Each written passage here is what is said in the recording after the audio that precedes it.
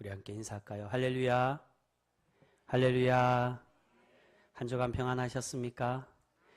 우리 옆에 있는 분들과 그렇게 한번 인사했으면 좋겠습니다. 하나님만이 우리의 능력이십니다. 우리 인사하겠습니다. 할렐루야. 여러분, 하나님만이 우리의 힘과 능력 되어 주시는 줄 믿으시죠? 우리가 그 고백처럼 우리에게 힘과 능력 되어 주시는 그 하나님을 바라보며 우리의 모든 것들을 하나님을 위하여 사용하고 하나님께 영광 돌리며 살아갈 수 있는 우리 신실한 성도 모두가 되실 수 있기를 주님의 이름으로 축복합니다. 여러분, 하나님께서는 우리에게 필요한 많은 달란트와 능력 또한 은사들을 주셨습니다. 우리에게 이런 놀라운 능력들을 주신 이유가 무엇이겠습니까? 바로 우리가 이것을 잘 사용해서 하나님께 영광 돌리기를 바라시며 우리에게 내려주신 줄 믿습니다. 그런데 이것을 우리에게 주셨다고 이 능력들이 다 우리의 것이겠습니까? 아니면은 우리에게 주셨다고 해서 이것을 우리 마음대로 사용해도 괜찮을까요? 그렇지가 않다는 겁니다. 비록 우리에게 주셨지만 이것은 우리의 것도 아니며 또한 우리 마음대로 사용해서는 안 된다는 것입니다. 하나님께서 우리에게 맡기신 이유는 하나님을 위하여 하나님께서 원하시는 뜻대로 이 모든 능력과 하나님께서 내려주신 것들을 사용하기를 바라시며 우리에게 내려주신 줄 믿습니다. 여러분, 오늘 말씀에서는 다윗 가문의 비극적인 가족사에 대한 이야기가 소개되고 있습니다. 이 이야기에서 우리에게 주시는 교훈은 하나님께서 주신 능력들을 잘못 사용했을 때 어떠한 불행한 일들이 닥칠 수 있는지를 우리에게 잘 보여주는 말씀이라고 할 수 있습니다. 먼저 오늘 말씀의 배경을 우리가 잠깐 살펴보시면요, 다윗의 장남이었던 암논이 그의 셋째 아들, 다윗의 셋째 아들 압살롬의 친동생이자 암논과는 배다른 여동생이었던 다말을 사랑하게 되었습니다.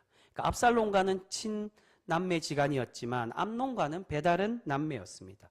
그리고 이 다말을 이 암논은 자신의 여자로 얻기를 원했는데, 그런데 결국 자신의 욕망대로 다말과 동침하고 이 암논은 이 다말을 자신의 여인으로 만들게 되었습니다. 그런데 그 이후의 결과가 어떻게 되었습니까? 오늘 말씀 후반에 보시면 자신의 여자로 만든 이후에 다말을 책임져야 하는데 암논은 다말을 그러지 못하고 그를 버리게 되었다는 겁니다. 결국 다말도 불행해지고 암논도 이 일로 인해 자신의 배다른 동생인 압살롬에게 죽임을 당하는 불행한 결과를 낳게 되었습니다.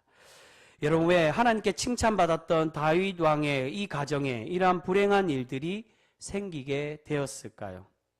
이 다윗 왕가의 불행한 가족사는 큰 틀에서 보면 앞에 나오는 다윗의 죄악 때문에 비롯되었다라고 할 수가 있습니다.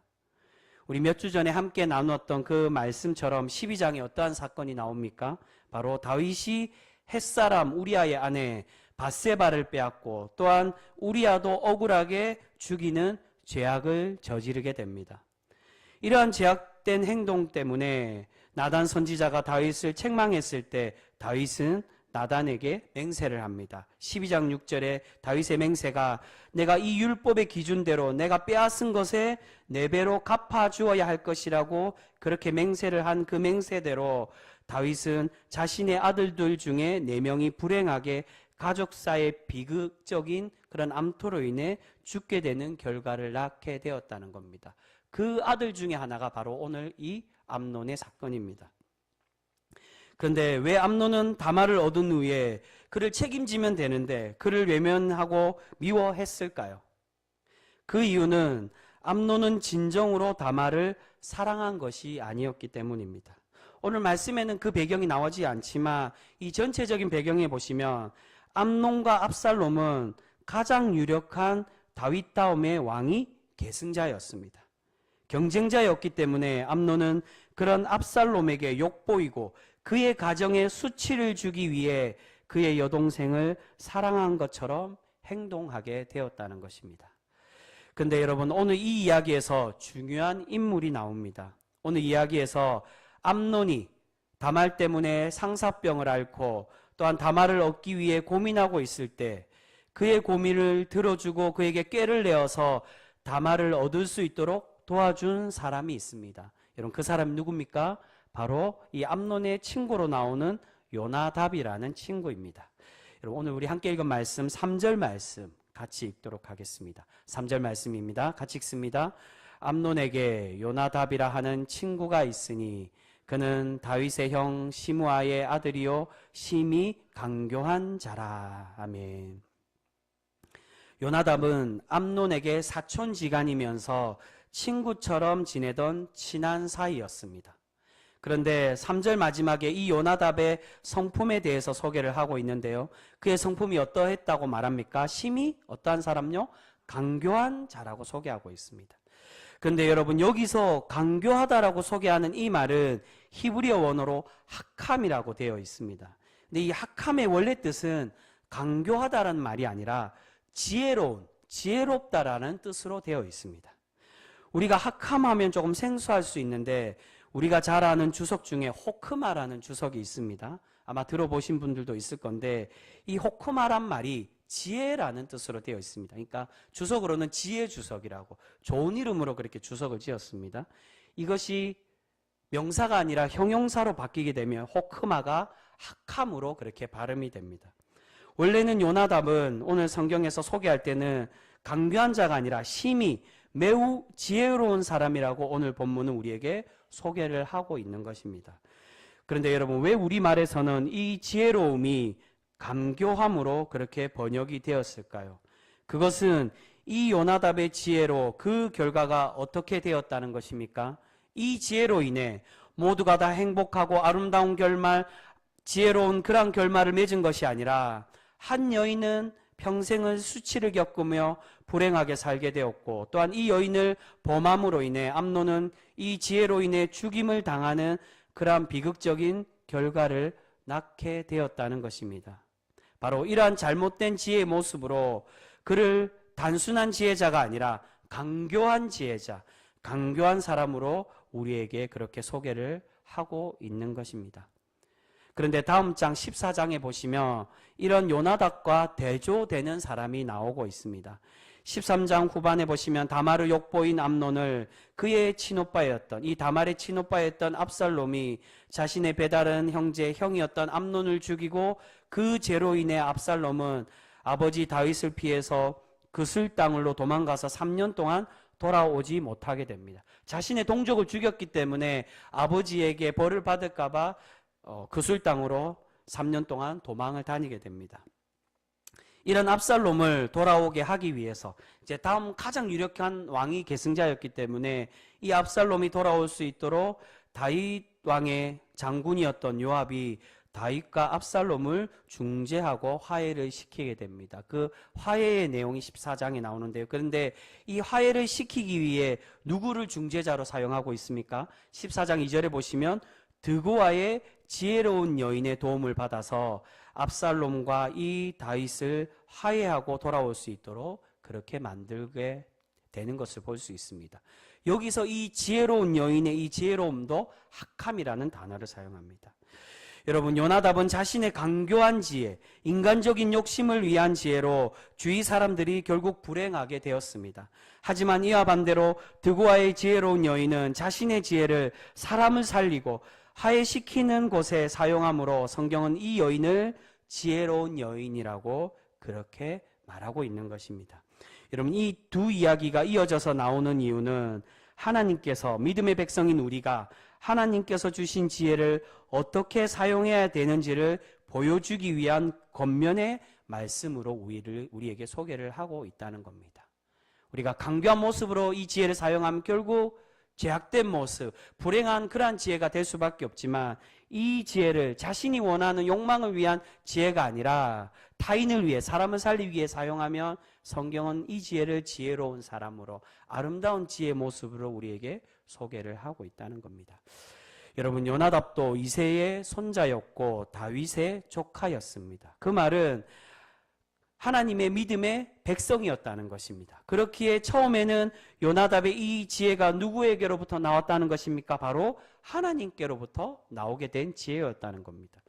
그런데 이런 하나님의 능력, 하나님께서 주신 지혜를 자신의 이득을 위해, 자신의 욕망을 위해 사용했을 때는 결국 그 결과가 불행으로 이어지게 되고 하나님의 뜻과는 반대가 될 수밖에 없다는 것입니다. 이러한 예로 볼 때 우리는 하나님께서 우리에게 주신 지혜나 또는 다른 모든 능력들을 나를 위해서 사용하는 것이 아니라 하나님의 영광을 위해서 하나님의 뜻대로 사용하는 사람이 되어져야만 한다는 것입니다. 그래서 이런 바른 지혜를 위해 우리에게 필요한 것이 무엇이겠습니까? 바로 신앙의 순결함이 필요하다는 것입니다. 바로 성경은 우리에게 그것을 말씀해 주고 있습니다. 우리 그 말씀 한번 찾아보겠습니다. 예수님께서 우리에게 그 말씀으로 들려주고 있습니다. 신약성경 마태복음 10장 16절의 말씀입니다.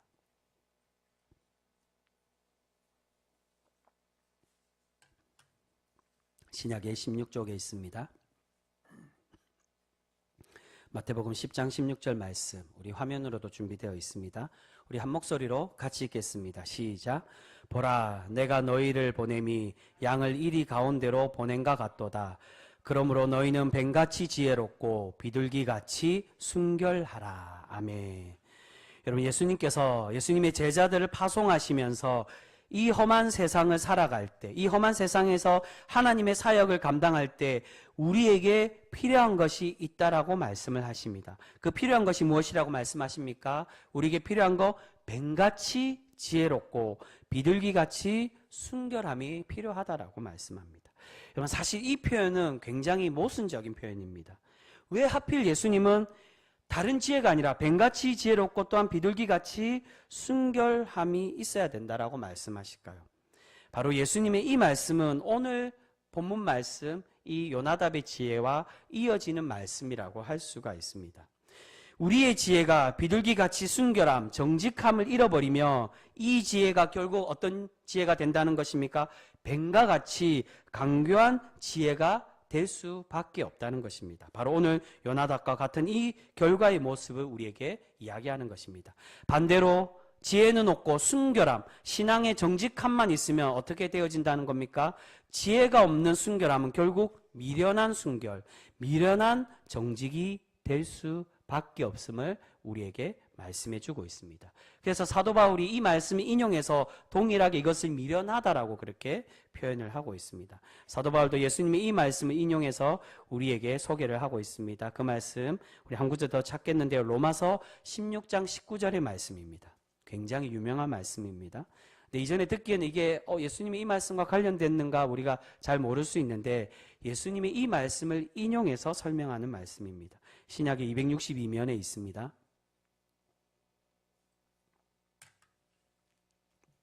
로마서 16장 19절 말씀입니다. 우리 화면으로 준비되어 있습니다. 같이 읽습니다. 시작.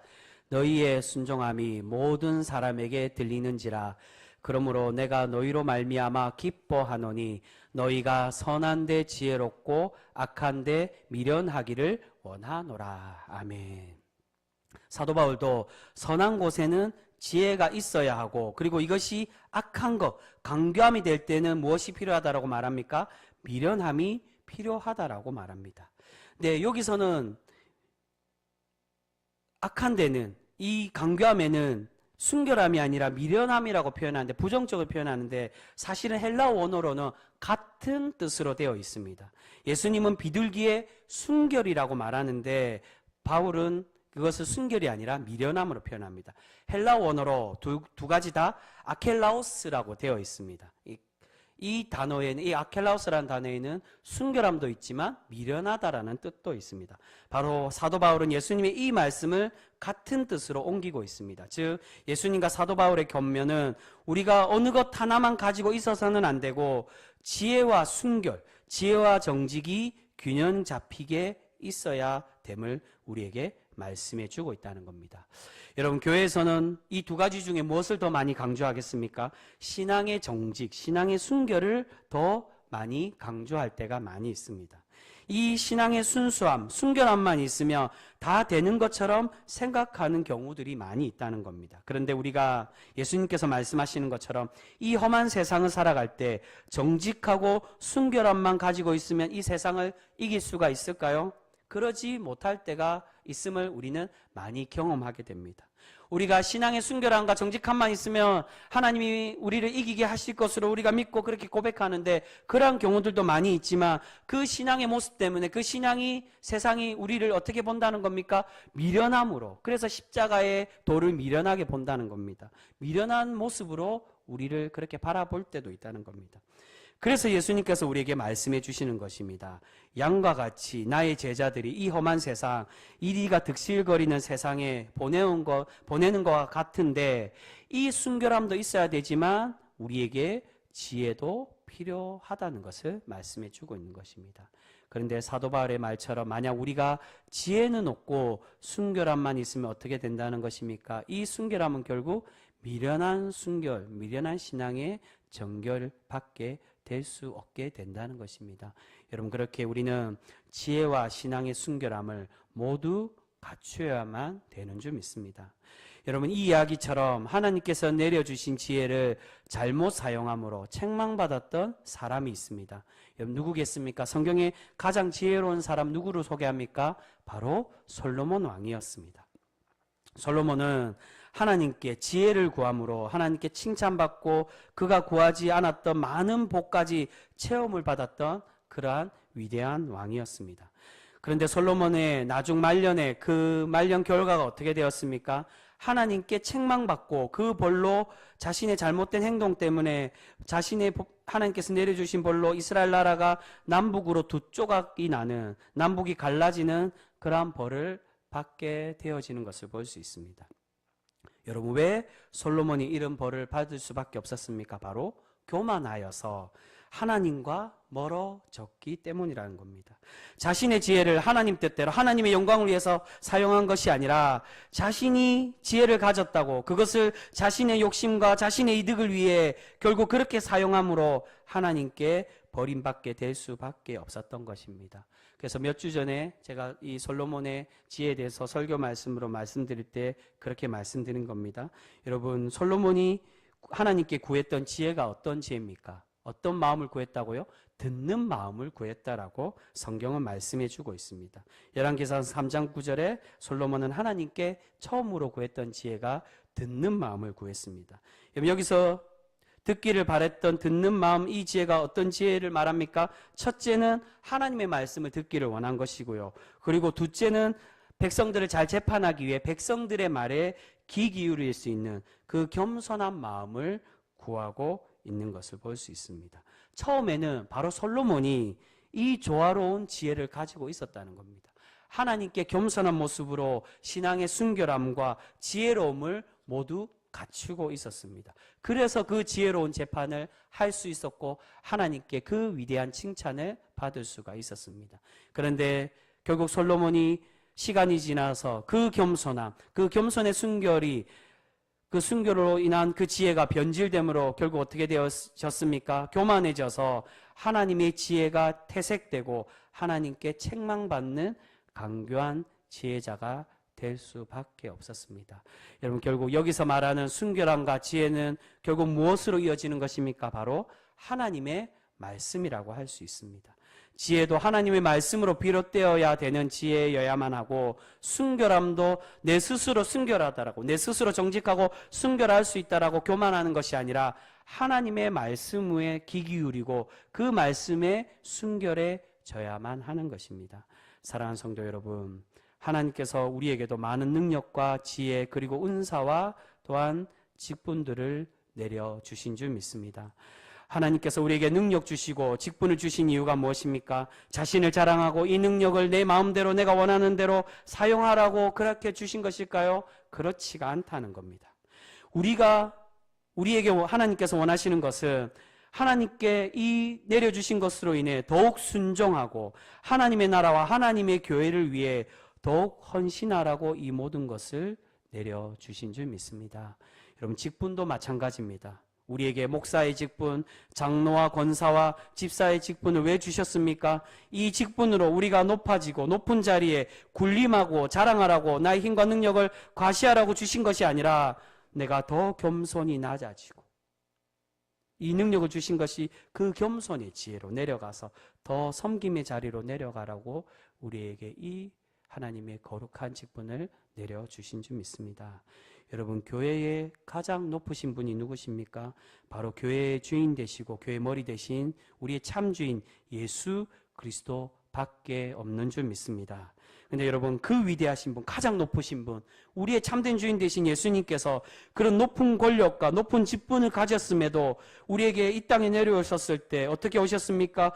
우리에게 군림하시고 자신을 높여달라고 그렇게 말씀하셨을까요? 그렇지가 않았다는 겁니다. 도리어 왕 중의 왕이신 그분께서, 그 예수님은 더 낮아져서 제자들의 발을 씻겨주시고 자신의 모든 것, 살과 피까지 내어놓아 주신 그러한 분이십니다.